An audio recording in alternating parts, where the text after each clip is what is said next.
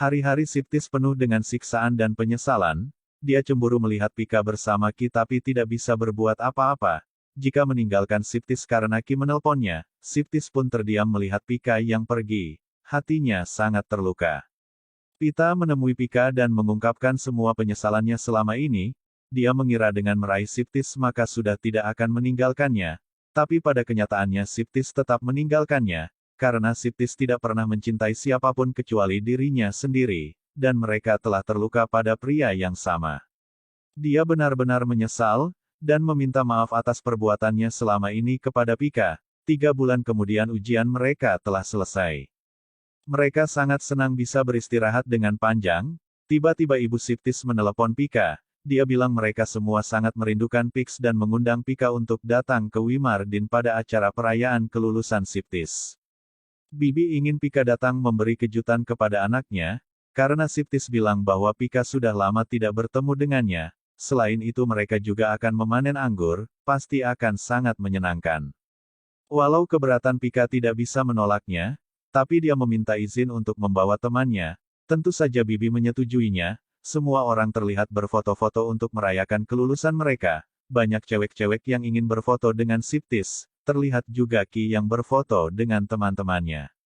Tiba-tiba Pika datang dan mereka langsung ingin berfoto bersama. Saat dorong-dorong tidak sengaja Pix bertubrukan dengan seseorang yang ternyata adalah Siptis.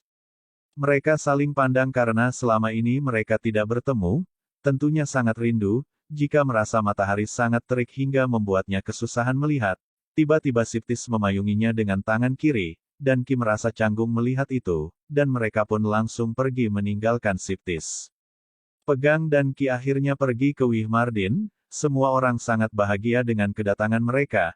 Het dan Pet menggoda bahwa ada seseorang yang sangat merindukan Pix tapi ketika mereka melihat ke arah Siptis, wajahnya Siptis datar membuat suasana menjadi canggung. Bibi lalu bertanya ada masalah apa antara Pika dan Siptis. Meskipun menyangkal, tapi Bibi tidak percaya. Dia bilang akhir-akhir ini Siptis berubah sangat banyak. Biasanya dia tidak bekerja di pertanian tapi sekarang dia sangat rajin. Dia juga nampak tidak bahagia. Dia sering mengurung dirinya di kamar. Dan Siptis juga sering terlihat duduk di bawah pohon dengan pikiran yang kosong. Hart lalu memanas-manasi Siptis yang mungkin akan kalah saing dengan pria yang datang sama Pika itu. Dia nampak tampan, kaya dan keren. Mungkin Siptis tidak akan menang dengan cara yang baik. Mereka semua menyarankan lebih baik menggunakan cara licik, buruk atau penuh dengan tipuan saja.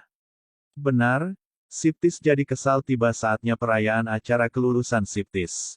Het dan Pet kembali menjadi MC di acara itu, dengan gembira mereka mempersilahkan Siptis untuk berbicara di depan.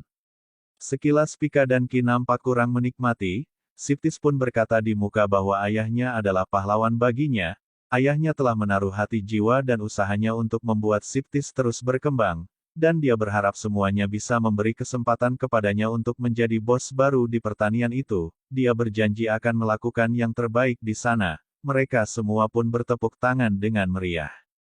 Suasana tiba-tiba menjadi mellow, ketika Siptis mengucapkan terima kasih kepada juniornya yaitu Pika. Dia merasa Winardi ini bisa menjadi tempat yang membuatnya bahagia.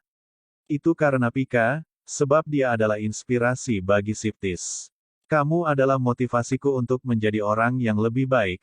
Terima kasih atas semua kenangan indah selama 10 tahun terakhir. Melihat wajah Pix yang galau, Ki berkomentar sepertinya Pika sedang memikirkan sesuatu. Tapi Pika menyangkal ucapan Ki. Pika lalu pergi ke kamarnya. Siptis pun menemuinya.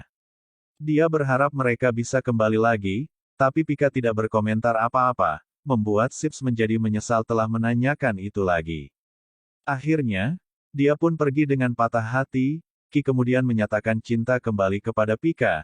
Dia berharap Pika bisa membuka hati untuknya dengan setengah hati. Pikang berkata, dia akan mencobanya. Ki terlihat sangat bahagia dan langsung menyematkan cincin di jari Pika.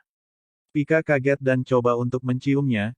Ki lalu datang menemui Siptis untuk memastikan perasaannya kepada Pika. Siptis bilang dia telah melupakan Pika selama berabad-abad.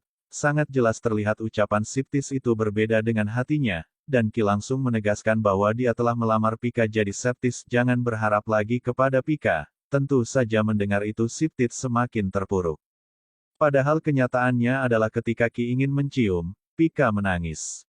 Dengan berat hati Pika menolak lamaran Qi, tapi Qi tidak mempermasalahkan itu, dan memeluknya. Dia bilang dia memasangkan cincin itu untuk memastikan perasaan Pika yang sebenarnya kepada Siptis. Siptis mabuk berat, dan menerobos masuk ke kamar Pika. Dia menuntut Pika kenapa harus menerima lamaran dari Qi, tapi bikin bingung karena dia tidak melakukannya. Dia terus marah-marah kepada Pika menganggap Pika langsung, ia melakukan itu untuk membuatnya terluka, bermoduskan balas dendam kepadanya. Siptis gelap mata dan memaksa untuk memperkosa Pika kembali. Tapi dia kemudian sadar pada permintaan maaf yang ditulis di surat waktu itu, dan meminta maaf kepada Pika. Dia mengakui bahwa dia adalah pria yang brengsek, tapi dia selalu ingin melihat Pika, dia ingin memeluk Pika, dan dia ingin selalu berada di sisi Pika. Dia sangat terluka ketika hampir kehilangan Pika dulu, dan dia sangat gak tahan apabila Pix bertunangan dengan Qi. Dia sangat berharap mereka bisa kembali lagi bersama. Dia masih dengan jawaban yang sama. Pika tidak mau memaafkan Siptis, karena dia tidak ingin terluka kembali dengan hati yang terluka. Akhirnya Siptis pergi dan hari-hari mereka berdua menjadi sangat galau, sembari mengingat kenangan-kenangan indah mereka berdua. Qi datang menemui Pika untuk menghiburnya. Akhirnya dia mengaku dialah yang membuat Siptis datang waktu itu, dengan membuatnya cemburu berpura-pura mengatakan Pika telah menerima lamarannya. Pika sangat kaget mendengarnya, tapi kayak melakukan itu untuk membuat Pika lebih menyadari perasaannya, bahwa dia masih mencintai Siptis sebelum pergi ke memberikan makanan ringan untuk Pia. Ternyata itu adalah barang yang Siptis titipkan kepadanya. Membuka itu wajah Bikan langsung tidak sedap dan hendak membuangnya. Ayah nanya itu apa? Dia bilang pada ayahnya bahwa itu adalah barang-barang dari Winardin, dan dia ingin membuangnya. Ayah memintanya karena dia ingin melihat, dan ternyata isinya adalah rantang dan di dalamnya ada kalung anggur. Pita datang lagi ke tempat tinggal Siptis. Dengan alasan dia ingin mengambil barangnya tapi dia berusaha merayu Siptis kembali, dan kali ini masih tetap gagal. Dia sangat kesal dan dengan wajah licik dia menelepon Pika.